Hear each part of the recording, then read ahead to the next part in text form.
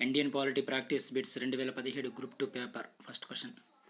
ఈ క్రింది వాటిలో భారత సంచిత నిధి నుండి తీసుకోని వ్యయాన్ని గుర్తించండి అన్నారు.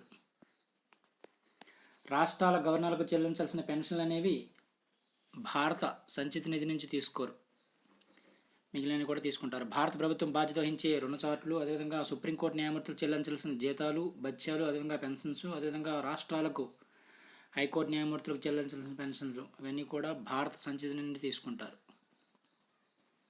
ఫోర్త్ ఆప్షన్ మాత్రం రాంగ్. Next question. ఆర్థిక బిల్లుకు సంబంధించి క్రింది వాక్యాలలో తప్పు సమాధానాన్ని గుర్తించండి. ఆర్థిక బిల్లును పార్లమెంటు పునఃపరిశీలనకు రాష్ట్రపతి పంపవచ్చు అన్నారు. ఇది రాంగ్, మిగిలినవి కూడా సరైనవే.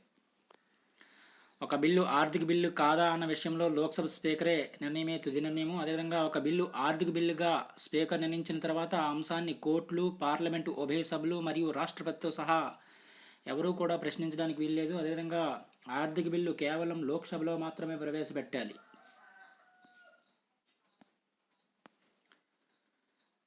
Next question. పార్లమెంటు సభ్యుల విశేషాధికారాలకు సంబంధించి తప్పు సమాధానాన్ని గుర్తించండి క్రింది వాణిలో. Fourth option wrong. సభ్యుల వ్యక్తిత్వ స్వేచ్ఛ మాత్రమే పేర్కొన్నారు, మొత్తం సభకు ఎలాంటి స్వేచ్ఛ లేదు. ఇది రాంగ్ ఆన్సర్, మిగిలినవి కూడా సరైనవే. అరెస్టుల నుండి స్వేచ్ఛ, అదేవిధంగా సాక్షిగా హాజరు కావడం నుండి స్వేచ్ఛ, అదేవిధంగా భావ ప్రకటన స్వేచ్ఛ.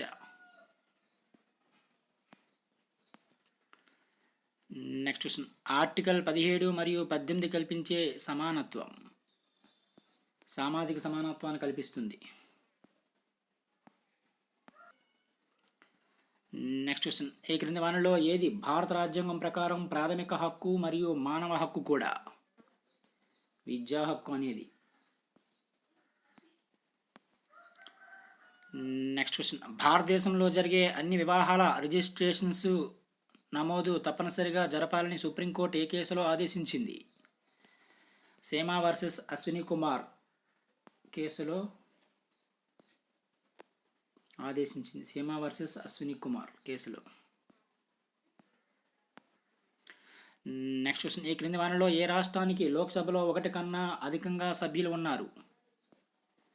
మేఘాలయ రాష్ట్రానికి. Next question. భారతదేశంలో ఎన్ని రాష్ట్రాల్లో ద్వంద్వ సభలు ఉన్నాయి? 6 రాష్ట్రాల్లో. Next question. భారత పౌరులకు న్యాయం అందిస్తామని రాజ్యాంగ ప్రవేశక హామీ ఇచ్చింది. ఏ రకమైన న్యాయాన్ని అందిస్తామని ప్రవేశక తెలిపిందో దానికి సంబంధించిన సరైన పదాలను గుర్తించండి క్రింది వానిలో. సామాజిక, ఆర్థిక మరియు రాజకీయ. Next question. ఏ క్రింది వానిలో ఎవరు పౌరసత్వ హక్కును క్రమబద్ధం చేసే అధికారాన్ని కలిగి ఉన్నారు? పార్లమెంట్. Next question. ఏ క్రింది వానిలో దేనిని భారత రాజ్యాంగం హామీ ఇవ్వలేదు? దేశంలో ఏ ప్రాంతంలోనైనా ఆస్తులను పొంది సంపాదించుకుని మరియు అమ్ముకునే స్వేచ్ఛ ఇవ్వలేదు, మిగిలిన కూడా ఇచ్చింది. దేశం మొత్తం సంచరించే స్వేచ్ఛ ఇచ్చింది. అదేవిధంగా శాంతియుతంగా మరియు నిరాయుధంగా సమావేశాలు జరుపుకునే స్వేచ్ఛ ఇచ్చింది. అదేవిధంగా ఏ వృత్తి వ్యాపారాన్నైనా చేసుకునే స్వేచ్ఛను కల్పించింది భారత రాజ్యాంగం. Next question. ఈ క్రింది వారిలో ఎవరి పదవీ కాలం అత్యధికం? కాగ్, కంట్రోలర్ మరియు ఆడిటర్ జనరల్ యొక్క పదవీ కాలం. Next question. పార్లమెంటు ఉభయ సభల సమావేశం మధ్య విరామం 6 నెలల కంటే అధికంగా ఉండరాదు. 6 నెలల కాలాన్ని ఈ క్రింది విధంగా గుర్తిస్తారు. ఒక సమావేశపు చివరి రోజు నుండి తదుపరి సమావేశం మొదటి రోజుకు లెక్కిస్తారు. Next question. ఉత్తరప్రదేశ్ రాష్ట్రం తర్వాత అత్యధిక లోక్సభ స్థానాలు కలిగిన రాష్ట్రం ఏది? మహారాష్ట్ర. Next question. భారతదేశంలోని రాష్ట్రపతి మరియు గవర్నర్లకు క్షమాభిక్ష ప్రసాదించే అధికారానికి సంబంధించి క్రింది వాటిలో సరైన సమాధానాన్ని గుర్తించండి. ఉరిశిక్ష విషయంలో క్షమాభిక్ష ప్రసాదించే అధికారం కేవలం రాష్ట్రపతికి ఉంటుంది, గవర్నర్కి లేదు. Next question. భారత స్వాతంత్రానికి సంబంధించిన బిల్లును ఆమోదించి అమల్లోకి తీసుకురావడానికి బ్రిటిష్ పార్లమెంటు ఎన్ని రోజులు తీసుకుంది? 15 రోజుల సమయం తీసుకుంది. Next question. ఈ క్రింది వానిలో భారత స్వాతంత్ర చట్టం యొక్క అసాధారణ లక్షణాన్ని గుర్తించండి. రాజ్యాంగం లేని చట్టాన్ని ఆమోదించింది. Next question. విదేశీ భూభాగాన్ని పొందే అవకాశాన్ని భారత రాజ్యాంగం కల్పిస్తుంది. ఈ విషయంలో క్రింది పేర్కొన్న వాటిలో ఏది సరైన సమాధానం? విదేశీ భూభాగాన్ని పొందడం అనేది అంతర్జాతీయ శాసనాలకు లోబడి ఉంటుంది.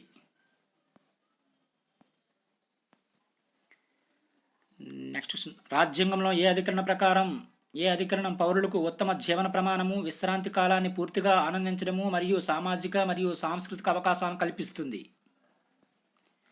ఆర్టికల్ 43 కల్పిస్తుంది. Next question. 1993వ సంవత్సరంలో అమల్లోకి వచ్చిన 73వ రాజ్యాంగ సవరణ భారత రాజ్యాంగానికి క్రింది సంఖ్యల ఆర్టికల్స్ను చేర్చింది. 16. 1993వ సంవత్సరంలో అమల్లోకి వచ్చిన 73వ సవరణ భారత రాజ్యాంగానికి క్రింది సంఖ్యల ఆర్టికల్స్ను చేర్చింది. 16 ఆర్టికల్స్ని చేర్చింది. నెక్స్ట్. పారామౌంటసీ అను న్యాయ సూత్రం అనేది ఒక అంశంపై కేంద్ర రాష్ట్ర ప్రభుత్వాలు రెండింటికి శాసనాలు తయారు చేసే అధికారాన్ని కలిగి ఉన్నప్పుడు వచ్చే వివాదాల పరిష్కారాన్ని చూపిస్తుంది. పారామౌంటసీ న్యాయ సూత్రం అనేది. Next question. అఖిల భారత సర్వీసుల అధికారుల విషయంలో క్రింది వాటిలో సరైన సమాధానాన్ని గుర్తించండి. First option correct answer. అఖిల భారత సర్వీసుకి చెందిన అధికారిని సస్పెండ్ మరియు తొలగించే అధికారం కేంద్ర ప్రభుత్వానికి మాత్రమే ఉంది. Next question. రాజ్యాంగ సవరణకు సంబంధించి క్రింది పేర్కొన్న వాటిలో తప్పు సమాధానాన్ని గుర్తించండి. రాష్ట్రాలకు తెలపకుండా వాటి భూభాగాలను మార్చడము మరియు పునఃపంపిణీ చేసే అధికారం పార్లమెంటుకు కలదు. ఇది రాంగ్. మిగిలిన కూడా సరైనవే. ఆర్టికల్ 368 ప్రకారం రాజ్యాంగంలో ఏ భాగాన్నైనా పార్లమెంటు సవరించవచ్చు. అదేవిధంగా భారత యూనియన్లో కొత్త రాష్ట్రాలను చేర్చుకునే అధికారాన్ని ఆర్టికల్ 2 పార్లమెంటు కల్పించింది. అదేవిధంగా ఆర్టికల్ 2 లేదా 3కు చెందిన 1 మరియు 4వ షెడ్యూల్కు సవరణలు చేయాలంటే ఆ సవరణలు ఆర్టికల్ 368 ప్రకారం చేసే సవరణలుగా భావించరాదు. పై 3 సరైనవి. 4th ఆప్షన్ మాత్రం రాంగ్.